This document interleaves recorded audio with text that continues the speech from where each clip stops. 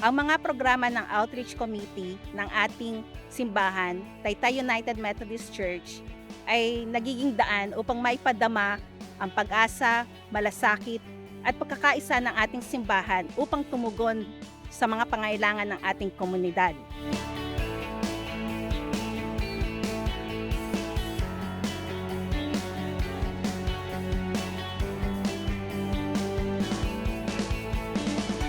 Nakatulong sa aking apo tuwing siya'y a-attend ng Saturday class, maaga siyang gumigising, natuto siya magpasalamat sa Panginoon sa lahat ng mga gawain at naano siya sa pakikinig ng mga salita ng Diyos.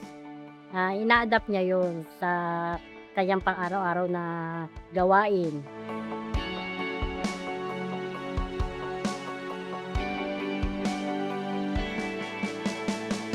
Hindi lamang mga material na bagay ang ating ibinibigay, kundi ang panalangin at pagbabahagi ng salita ng Diyos upang magpalakas ng kanilang pananampalataya.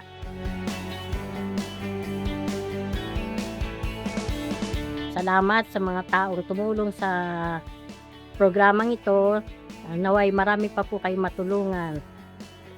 Tayo ay laging makipagbigay sa kapwa dahil nalulugod ang Diyos.